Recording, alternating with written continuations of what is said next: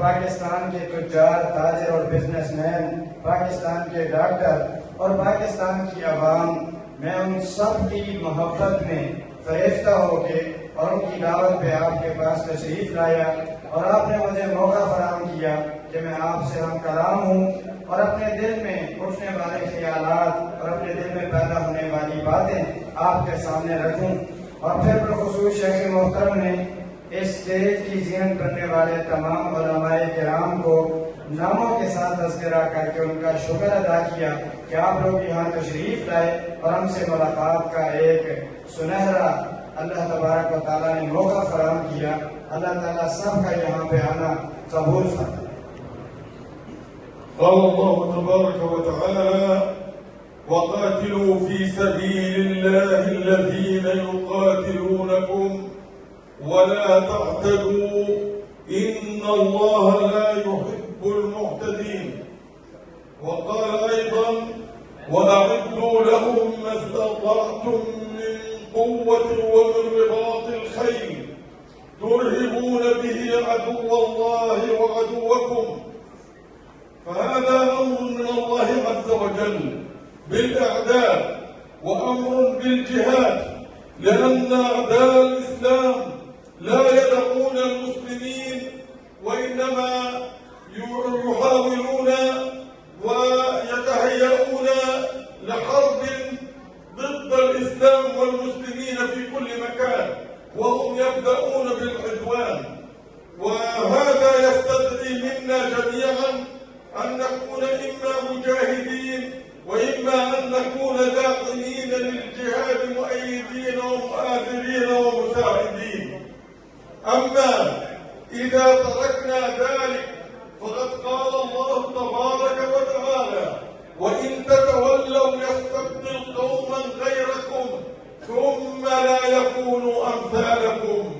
فعلينا أن نكون مع الله عز وجل، وأن نجاهد في سبيل الله عز وجل، وأن نؤيد وندعم ونؤازر المجاهدين في كل مكان، وعلى رأسهم المجاهدين في غزة والقدس وفلسطين، لأن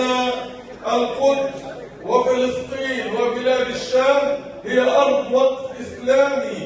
هي أرض وقف إسلامي، ويعني ذلك أن لكل مسلم في مشارق الأرض ومغاربها له الحق في القدس وفلسطين، وعليه واجب الدفاع عنها لتحريرها إن شاء الله. اس کے بعد شیخ محترم نے قرآن مجید کی 2 آیات کا تذکرہ کرتے ہوئے ہمیں اس بات کی طرف ترغیب دلائی کہ اللہ عز و جل قرآن مجید میں فرماتے ہیں تم اللہ کے راستے میں قتال اور جہاد کرو ان دشمنوں کے خلاف جو تم پہ ظلم و زیادتی کا بازار گرم رکھتے ہیں، اور ان پہ اس جہاد میں اور اس قتال کے اندر زیادتی نہیں کرنی، کیونکہ اللہ ذوالجلال والاکرام زیادتی کرنے والوں سے محبت نہیں کرتا۔ دوسری آیت کریمہ میں اللہ تبارک و تعالیٰ فرماتے ہیں مسلمانوں، اللہ نے تمہیں جتنی بھی قوت و طاقت، استعداد اور بساط عطا فرمائی ہے، تم دشمنوں کے خلاف تیاری کرو، اور اس تیاری کی وجہ سے تم اللہ کے دشمنوں اور ان دشمنوں کو جن کو تم نہیں جانتے تمہارا اللہ ان کو اچھے طریقے سے جانتا ہے، تم اس تیاری اور جہاد کی وجہ سے انہیں مرعوب کرو گے، ڈراؤ گے، ان کے دلوں میں خوف اور دہشت پیدا ہو جائے گی، اور تم اللہ کے راستے میں جو آدمی خرچ کرو گے اللہ کو اس بات کا بخوبی علم۔ ان دونوں آیتوں میں اللہ عز و جل نے مسلمانوں کو جہاد کرنے، جہاد کے لیے تیار رہنے، جہاد کے لیے اپنے آپ کو آگے آگے رکھنے کا حکم دیا۔ تو مسلمانوں پہ 2 ہی صورتیں ہیں جہاد کرنے کی، یا تو وہ مجاہد بن کے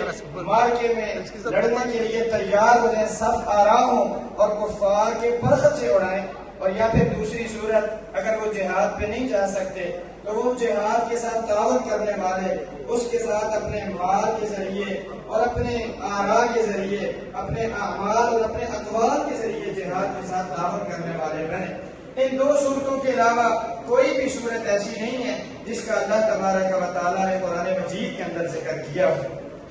اور یہ بات بھی یاد رکھیں کہ اللہ نے یہاں پہ کہا تم زیادتی نہ کرو، اور کفار اللہ کے دشمن وہ ہندو ہوں یا کوئی بھی ہوں وہ ہی مسلمانوں پہ زیادتی اور ظلم کرنے کی ابتدا کرتے ہیں۔ लिहाजा उनके उस जुल्म का बदला चखाने का अल्लाह ने हमें हुक्म दिया है और हम उस हुक्म पे अमल करते हुए उनकी उस ज्यादती का हमें बदला चखाना चाहिए। और जिहाद जहाँ भी हो वो जिहाद हमें करना चाहिए, लेकिन बिलखुसूस मुसलमानों की सबसे मुकद्दस तरीन जमीन अर्ज़ुल्लाह मुक़द्दसा सरजमीन मुक़द्दस फिलिस्तीन और गज़ा के अंदर जो कुफ़ार की तरफ से जुल्म सितम किए जा रहे हैं उनके खिलाफ जिहाद करना ये मुसलमानों पे लाज़िम है, इसलिए कि अल्लाह ने इस जमीन को मुक़द्दस कहा है और ये मुसलमानों की मोहब्बतों का मरकज़ और महवर है। يقول الله تبارك وتعالى: لتجدن أشد الناس عداوة للذين آمنوا اليهود والذين أشركوا. وقال تعالى: وقاتلوا المشركين كافة كما يقاتلونكم كافة فإن الصراع على أرض فلسطين بين المجاهدين وأهل فلسطين ليس وليد سنة أو سنتين، وإنما يمتد إلى أكثر من 76 عاما، حينما جاءت بريطانيا باليهود من مشارق الأرض ومغاربها وأمدتهم بالمال والسلاح وفتحت لهم معسكرات التدريب، وفي المقابل كانت تحكم بالإحكام على كل مجاهد فلسطيني. وقد تمكن اليهود من بلادنا